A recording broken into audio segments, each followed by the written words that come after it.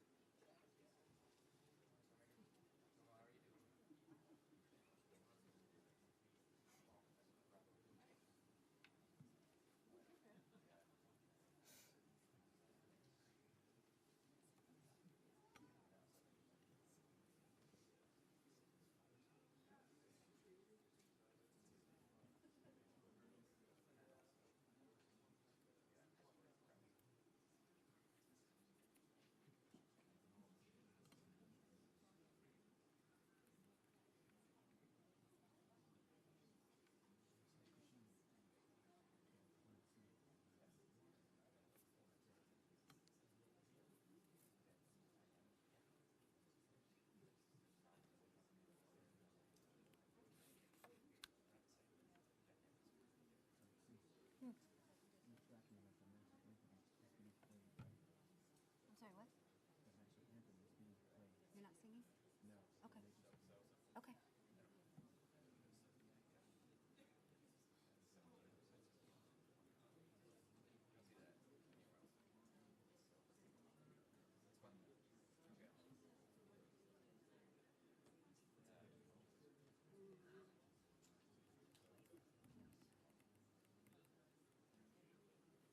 Ladies and gentlemen, please rise for the entrance of the official party and remain standing for the playing of the national anthem and invocation given by Chaplain Taylor.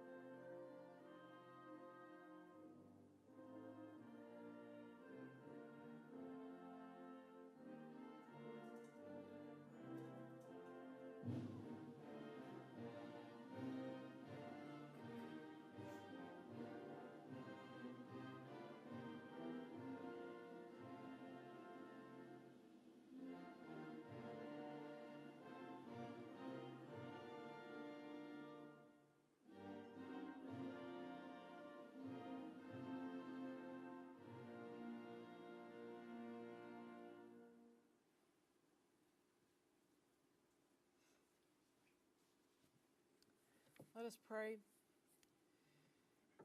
Lord, we come to you this morning and we humbly ask for your blessing to be upon all who are being inducted into this NCO Corps today. We offer thanks for the increase of their knowledge, their skill, and confidence. My prayer, Lord, is that these NCOs will take all they have learned here and use it to provide comfort and healing to the hurt and suffering. Amen. Please be seated. Colonel Jarvis, Lieutenant Colonel Coe, Command Sergeant Major Bouye, Command Sergeant Major Miller, deputies and other distinguished guests, family members, fellow NCOs, and soldiers. Welcome to the Womack Army Medical Center's Non-Commissioned Officer Induction Ceremony. Today's official party consists of Command Sergeant Major Miller, Troop Command Command Sergeant Major, Sergeant Major Holcomb, Force Comm, Surgeon Sergeant Major. The origin of the non-commissioned officer and the American Army goes back to the formation of the Continental Army in 1775. Early organization was patterned after the British modes, which had officers appointed to command or to serve on staffs, Sergeants, in turn, were appointed from the ranks to serve as subordinates to the commanders or to assist staff officers. But until the arrival and appointment of Baron von Steuben as General George Washington's Inspector General, there was little uniformity in terms of qualifications, duties, responsibility, authority, and standards. Von Steuben began working at Valley Forge, where Washington's disheartened troops were then encamped. Von Steuben established guidelines for leader selection and outlined duties of non-commissioned officers that have proven valid over the years and are still used today. The tradition of commemorating the passing of a soldier to a non-commissioned officer can be traced to the army of Frederick the Great. Before one could be recognized in the full status of an NCO, they were required to stand 4 watches, one every 4 days.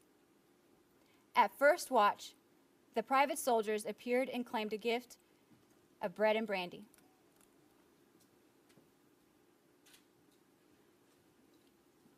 The sergeant of the guard came to the second watch for beer and tobacco.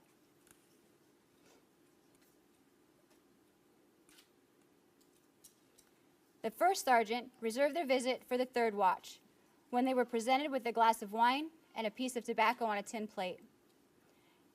It was on the morning after the fourth watch that the sun is said to have rose on the new NCO, and where they figuratively crossed the time-honored line and joined the NCO Corps. Today, we commemorate this rite of passage as a celebration of the newly promoted sergeants joining the ranks of the non-commissioned officer corps to emphasize and build on the pride we all share as members of such an elite corps.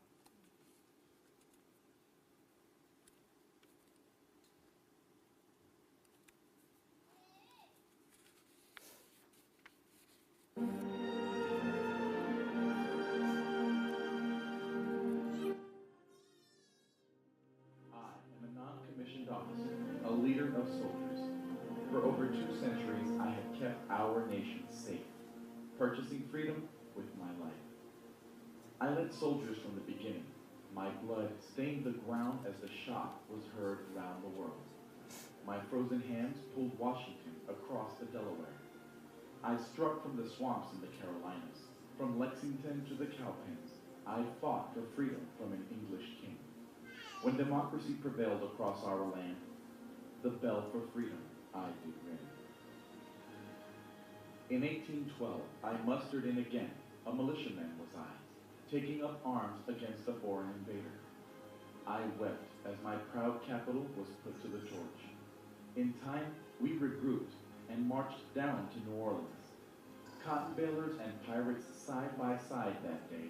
I drove the British from our land. I fought them with my Kentucky long rifle and made my final stand. When the Lone Star joined the North and the Alamo fell, I marched south. Gathering along the Rio Grande, I prepared my forces for the long, hot fight. Outnumbered I was, but cunning was the tactic I used as I split my forces and landed at Veracruz. I crossed the desert and laid siege to Mexico City. Great new territories were mine as I stretched the Union from sea to shining sea. A nation divided in 61, we went our separate ways. I fought my brother, my father, my son. Both blue and gray were the colors I wore. From Bull Run to Atlanta, Fredericksburg and Gettysburg, I fought and I bled. I laid down my musket, sheathed my saber, and embraced my former foe. 2 countries I served, uniting them strong, once and for all, righting our wrong. I led the charge as we pushed out across the Great Plains. I escorted the pioneers, gold rushers, and wagon trains. I brought law to the land and built a few towns. With great tribes I clashed. They challenged me too: Cheyenne, Apache, Comanche, and Sioux. Brave warriors in all, on horseback they rode. Treaties were broken, blood was shed. Little Bighorn was fought, I fell and I bled. I freed the Western Hemisphere from Spanish claims, landed in the surf on Cuban shores, charged the blockhouse at San Juan Hill, and remembered the Maine. Beautiful Puerto Rico was the next to be free, raising my proud flag in triumph and victory. Far across the Pacific I sailed, stalking the Moro in the jungle of the Philippines. Still, further I traveled, arriving in China, skilling walled cities along with the Marines. Once again I stirred when Pancho Villa attacked from the south. I mounted my steed and chased him back. The last of the classic battles I fought. On to France was the battle cry, and on to the modern battlefield I stepped. Machine guns and poison gas for the foe still. Out of the trench, over the top I did go. I stood like a rock on the Marne. It was I who cracked the Hindenburg line. In the Argonne, I broke the Kaiser's spine. On to the frozen Russian waste, I fought without care, and still I did not come home until it was over there. A generation older, I returned to duty. Like a slumbering giant, I awoke at Pearl. I hit the sand in Africa, cutting my teeth at Kasserine. Up through the Italian countryside I pushed, driving into Rome. The English Channel was no match for me, as I jumped out of the boats and onto the sand at Normandy. I broke out at St. Lo. I unbent the bulge and crossed the Great Rhine. I drove deep into Hitler's heartland. The 1,000-Year Reich I crushed. In the Pacific, I hopped from Midway to Saipan. I returned at Bataan. Islands fell before my gun. I reached Japan and set the rising sun. To arms, I leapt at Korea's call. I held the line for a while, but soon fell back after them all. I gathered my forces around Busan. Soon I outflanked the Reds at Incheon. I pushed to the 38th line, held till relieved, but true victory was never mine.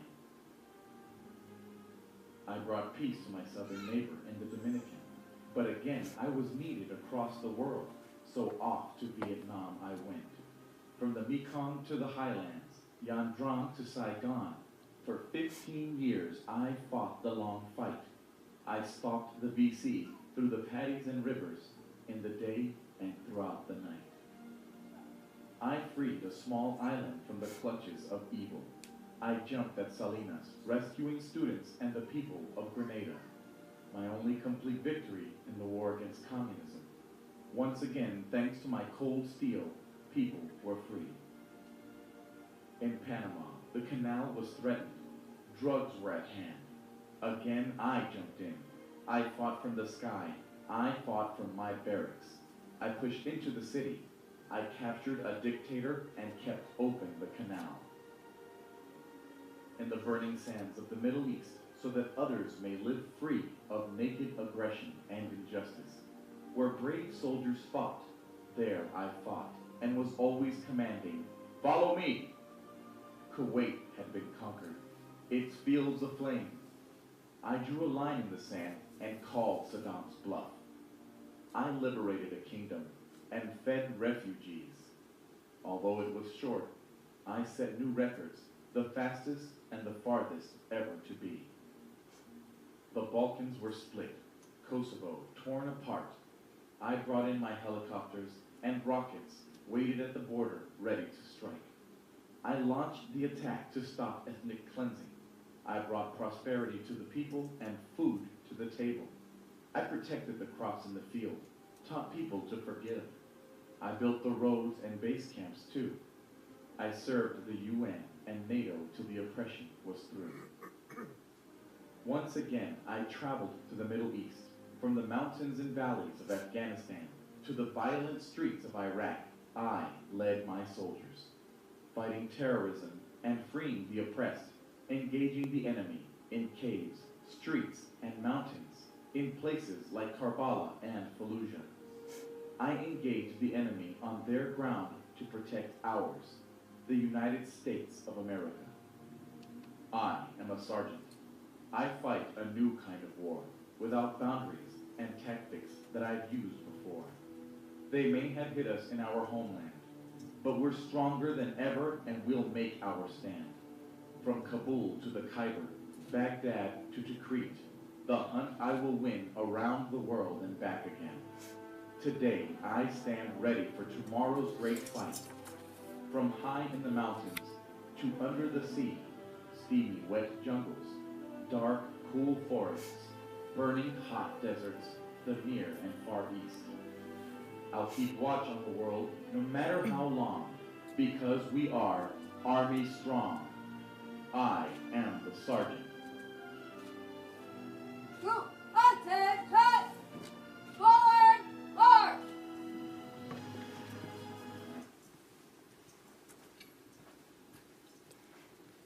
As we welcome these NCOs into the Non-Commissioned Officer Corps, please listen to the voices of the past, present, and future NCOs as they light the candles. First Sergeant Sandelin of Headquarters Company will light the red candle with the letter N, which represents the past and the blood which was shed. I am that sergeant, a non-commissioned officer in the Army of the United States of America. For over 246 years, I have trained and led our nation's soldiers, and with them have purchased freedom with our blood. To the tyrant we are the day of reckoning. To the oppressed we represent a hope for the future.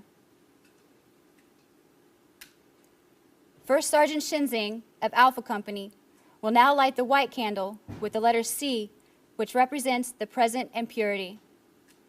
I was there at the beginning.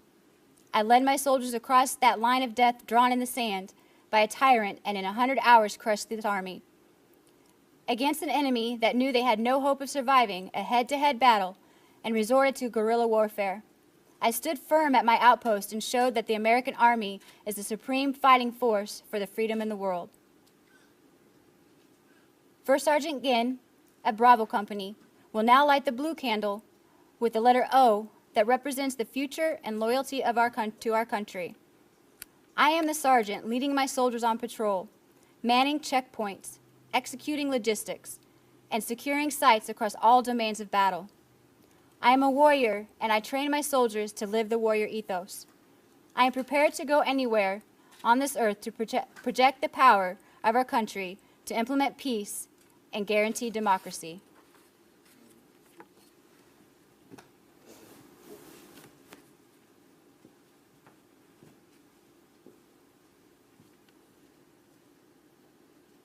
Ladies and gentlemen, Command Sergeant Major Marcus Miller, Troop Command, Command Sergeant Major.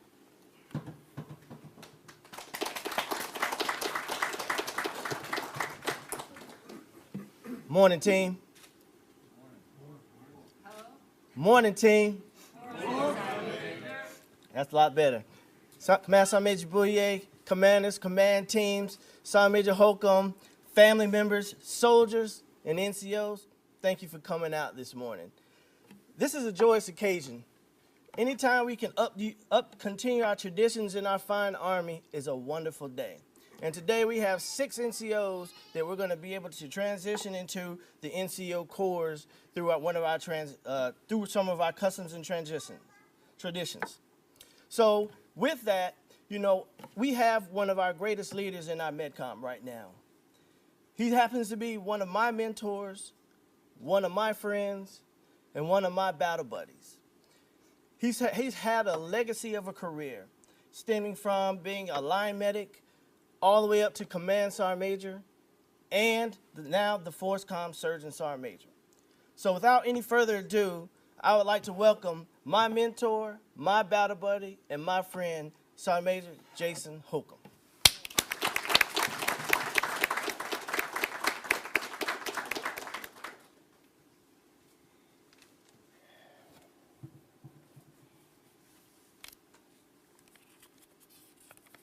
All right, Team Womack. So, thanks for having me here today. It was great spending time with you here. Were all 6 of you here yesterday? Yeah, okay. All right, good deal. So, I won't be long-winded today like I was yesterday, and I won't freestyle today like I did yesterday.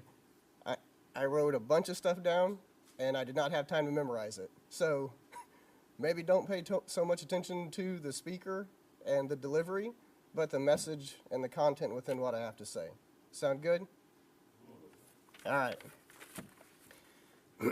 So I'm not going to provide you a chronological timeline of my accomplishments, nor will I tell you to do things I did not personally practice or believe. But I will tell you that, like you, I am still a work in progress. As non-commissioned officers, you are charged with the care, training, education, and readiness of every soldier in the U.S. Army.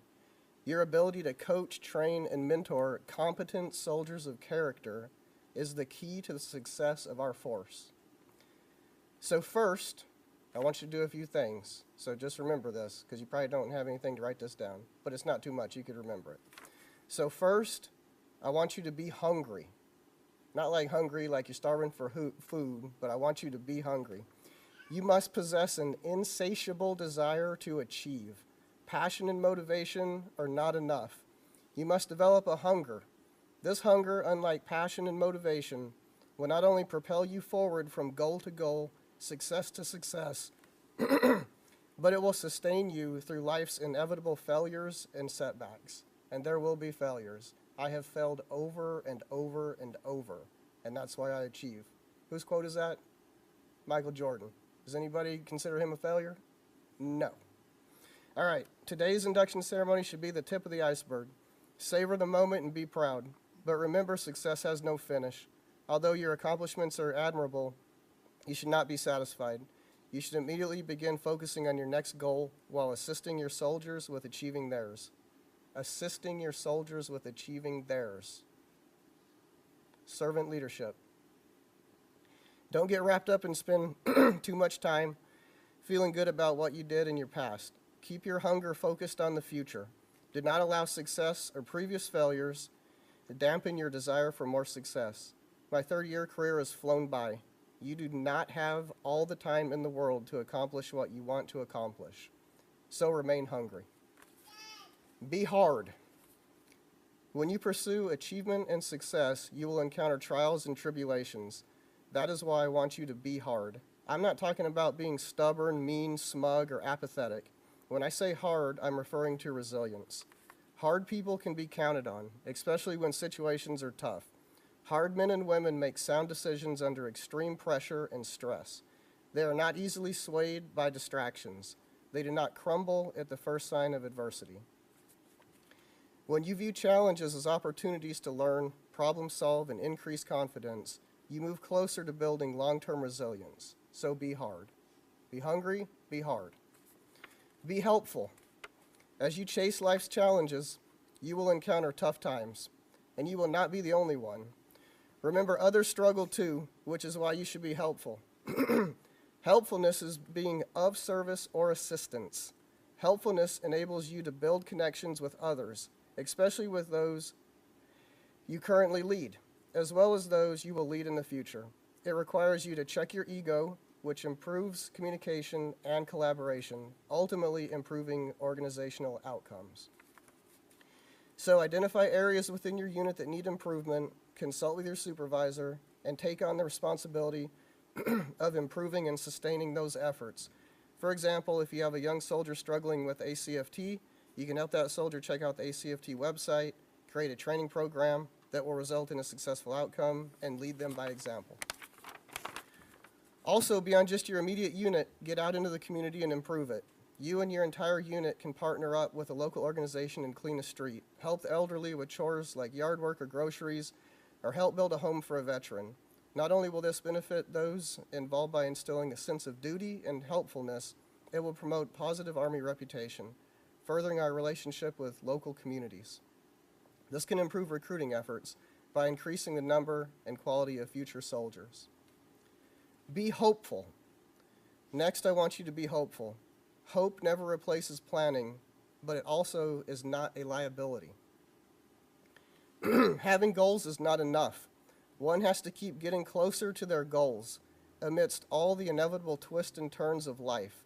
Hope allows people to approach problems with a mindset and strategy set suitable to success, thereby increasing the chances they will actually accomplish their goals.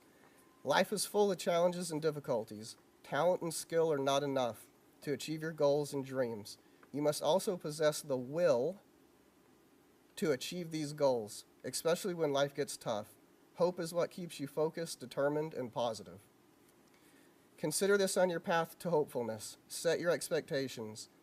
The way we expect the world to be changes how we see it. If you think things will be tough, they will be. If you think today is your day, it will be. It is in your mind. You can change your life at any time, regardless of your circumstances. Be inspired, be hopeful, and never forget you are the keeper of your happiness until you give it away. Be humble. As a leader, you should recognize that you do not know everything. This is the first step to humility. Humility is not about being passive, submissive, weak, or insecure. Humility involves an experience of growth in which you no longer need to put yourself above others. Think about the greatest leaders of all time. Most of them suffered ego-bruising losses or failures that reoriented them on improving their own qualities and a focus on others. Humility and learning go hand in hand. Humility allows you to magnify your strengths, connect with others, increase your curiosity, handle change and the unknown, break down barriers in your team, see beyond yourself, explore opportunities, and earn admiration and respect. Learning is truly about humility. Consider these actions on your path to humility. Listen to others attentively and actively. Do not rush to get your comments in. Do not interrupt. We are bad about interrupting in the military. Think about that as you go through the day-to-day, about how frequently we get interrupted when we're talking. Just think about that and then try to work on that. Okay. Be helpful as well as ask for help. Don't be prideful. Make it a habit to say thank you. And remember, you do not know everything, nor do you possess all the skills and talents to do everything yourself, so be humble. And finally, be accountable. Accountability is an obligation or willingness to accept responsibility or to account for one's actions. Being accountable and reliable is the backbone of an NCO, and the NCO is the backbone of the Army. An NCO's dependability, especially under stress and impossible odds, is what makes the United States Army a lethal fighting force and the envy of every other force in the world. So go forth, build your foundation of leadership upon these 6 pillars, and do well in this world. Thank you.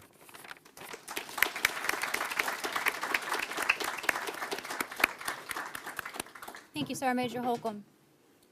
As leaders, NCOs must be proven worthy of the rank of sergeant.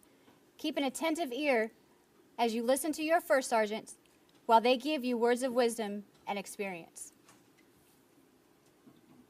Inductees, today you leave a place that is to be respected and remembered, for there remain your subordinates.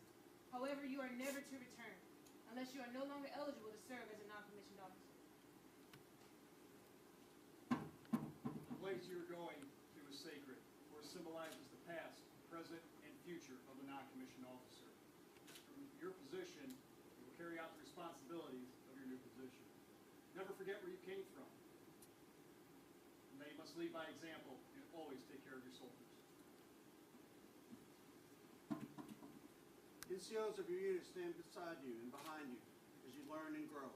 Solicit and accept their leadership, mentorship, and guidance, for they too have been where you're going. A team, hut!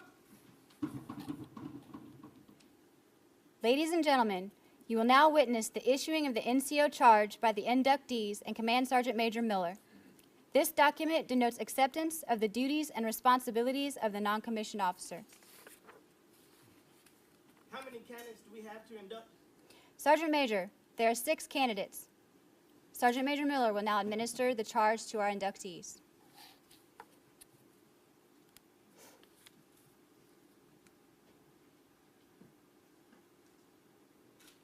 Now, the charge of the NCO. I will discharge carefully and diligently the duties of the grade to which I have been promoted, and uphold the traditions and standards of the Army. I understand that soldiers of lesser rank are required to obey my lawful orders. Accordingly, I accept responsibility for their actions.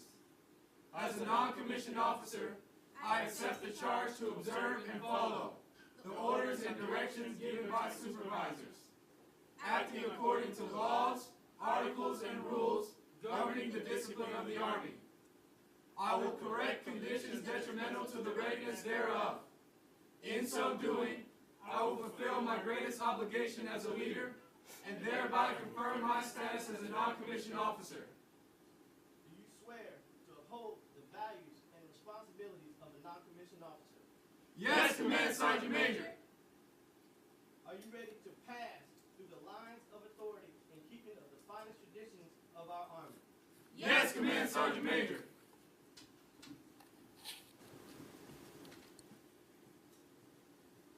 Ladies and gentlemen, at this time, please direct your attention to the stage. You may notice the two non-commissioned officers guarding the non-commissioned officer arch, with their sharp uniform, clean boots, and NCO-issued halberd. While in battle dress, the NCO wear boots. They always have. Well, almost always. Many soldiers at Valley Forge did not have shoes, much less boots.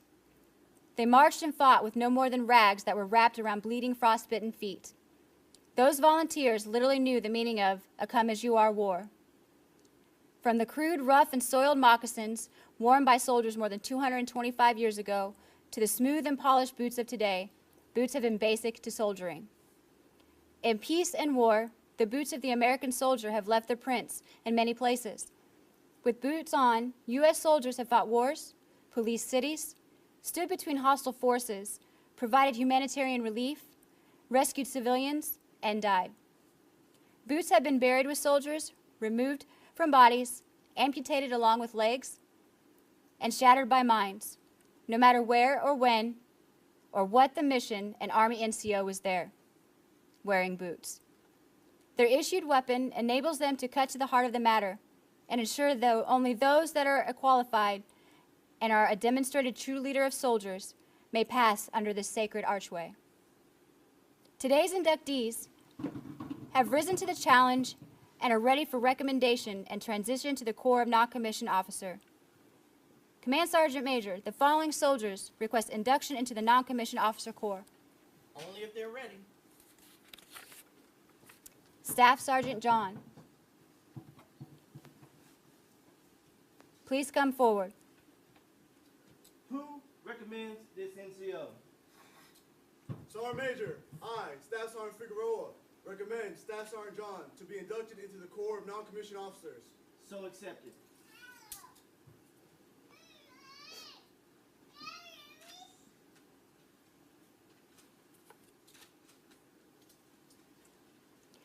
Sergeant Bevington, please come forward.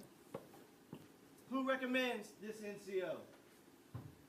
Sergeant Major, I, Staff Sergeant Jones, recommend Sergeant Bevington into the Corps of Non-Commissioned Officers. So accepted.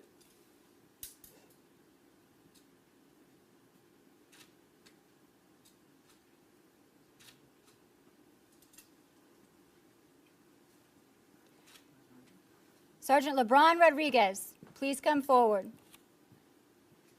Who recommends this NCO? Sergeant Major, I, Staff Sergeant Hiller, recommend LeBron Rodriguez be inducted into the Non-Commissioned Officer Corps. So accepted.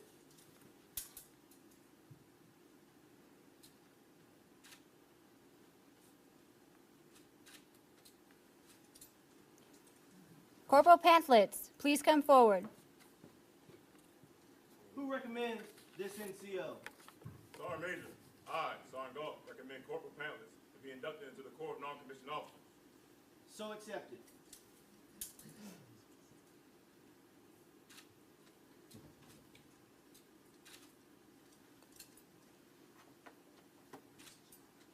Corporal Smith, please come forward.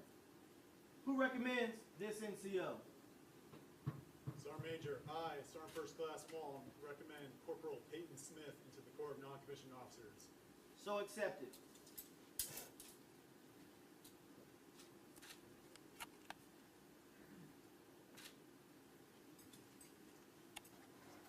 Corporal White, please come forward. Who recommends this NCO? Sergeant Major, I, Sergeant Stevens, recommend Corporal Wright be inducted into the Corps of Non-Commissioned Officers. So accepted.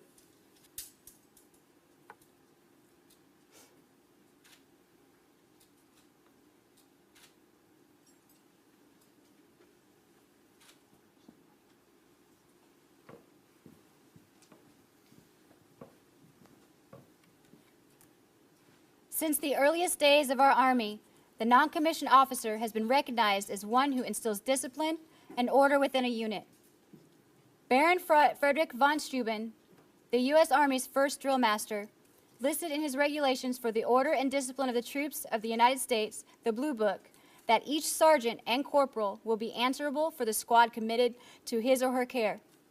He or she must pay particular attention to their conduct in every respect, and that they keep themselves and their arms always clean. In dealing with recruits, they must exercise all their patience, and while on the march, the non-commissioned officers must preserve order and regularity. Treat me with respect, Sergeant. For no heart in all the world is more loyal than the heart of an American soldier. Do not beat my spirit with your words, Sergeant. For though I will do what you demand, your guidance, patience, and understanding will more quickly teach me to be, know, and do. Speak with me often, Sergeant, for the praise and counseling you give is expected. I am an American soldier, expecting to be trained. Discipline must be a part of my life. Train me for the elements, Sergeant, for I must learn to fight and win in the cold, the wet, and the desert. Those who would be enemies would use these elements. I must be prepared. I ask no greater glory, Sergeant, than to defend our country and our way of life against all enemies, both foreign and domestic. Allow me the privilege, Sergeant. Train me. Provide me the necessities of food and drink, Sergeant. Train me to be self-sufficient, that I may lead the way and stand ready, willing and able, to protect you with my life if necessary, should your life be in danger. Train me, Sergeant, that one day I too can be a sergeant. Trainer, soldiers, backbone of the Army. Train me to accept the responsibilities that are yours. Train me to train my soldiers to be the greatest defenders of freedom in the world. Sergeant, train me to be a sergeant. I shall leave this army knowing with my last step and last breath that my fate was always safest in your hands. Sergeant, train me that I too can earn the title Sergeant. Follow my example. Soldier, there is no one more professional than I. I'm a non-commissioned officer, a leader of soldiers. I will build you into the soldier that I have become. Soldier, but there is one thing you must know. A non-commissioned officer is, was, and will always be a soldier. I will keep you informed. Competence is my watchword. My two basic responsibilities will always be uppermost in my mind. Accomplishment of my mission and the welfare of my soldiers. Soldier, keep in mind, neither responsibility is more important than the other. But without one, the other cannot happen. I will train you for the elements, soldier. For you must learn to fight and win in the heat, the cold, the wet, and the desert. Our enemies will try and use those elements against us, but we will deter war. Soldier, I will train you to accomplish various tasks, which require necessary thought and minimal hesitation. For when it is time to utilize your training, reaction time will not be a factor. Soldier, you will be trained to be self-sufficient, so that you will have the courage to step up and lead the way in my absence. Soldier, I promise you may think I am hard on you. Do not mistake my firmness as disrespect. For I promised myself, when I became a non-commissioned officer, my soldiers' parents could rest at night and have no worries, for their child's life rests safely in my hands. As a non-commissioned officer, I am a builder and a developer of soldiers. As a leader, I would give my life twice to save yours. I'm a non-commissioned officer, a leader. Therefore, I must lead you where you need to be and not where you want to be. One day you will become a non-commissioned officer and possess the skills that I instill in you. Soldier, I challenge you to be, know, and do. Every soldier has a sergeant. Every soldier deserves a leader who is a capable trainer, is trustworthy, is generally concerned for their health and welfare, and develops them to be the leaders of tomorrow. At this time, Staff Sergeant John will present Sergeant Major Holcomb with the gift of gratitude.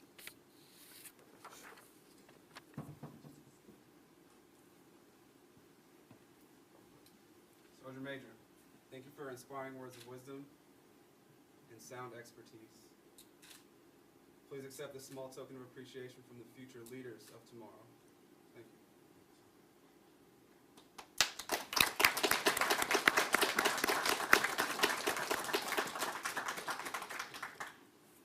The Creed of the Non-Commissioned Officer has served as a guiding document for non-commissioned officers since its inception in 1973.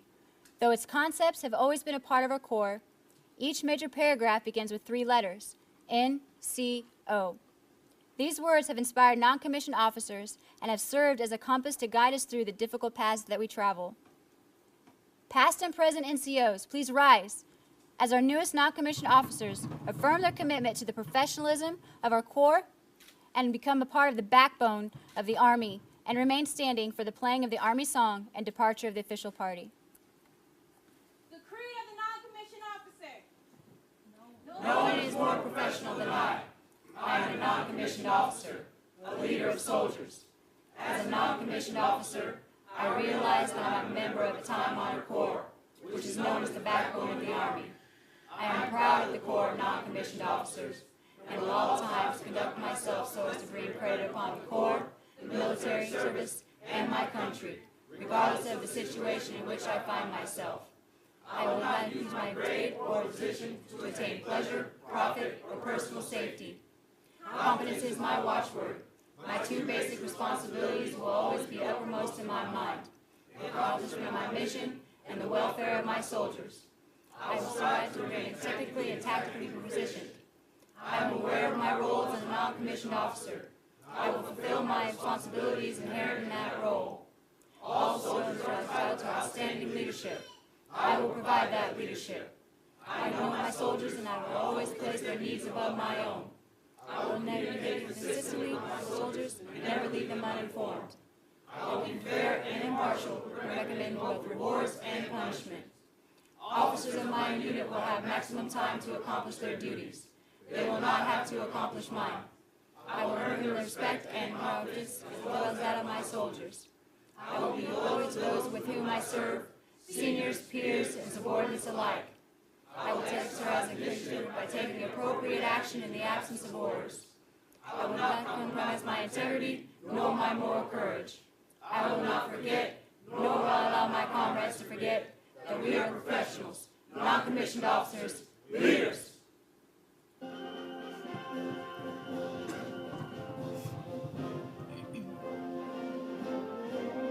March along, sing our song, we're the army of the free. Count the brave, count the true, who have fought to victory. We're the army and proud of our name. We're the army and proudly proclaim.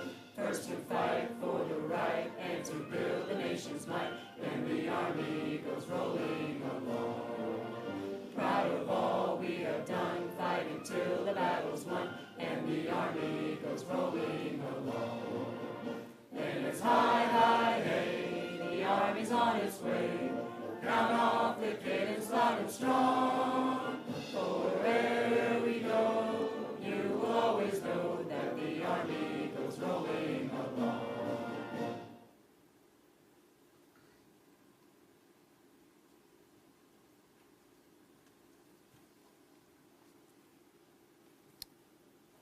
Ladies and gentlemen, this concludes today's induction ceremony. Please give a huge round of applause to all the soldiers supporting this event, as well as our newly inducted non-commissioned officers. Come forward and congratulate your leaders at the base of the stage. Army Medicine, Army Strong.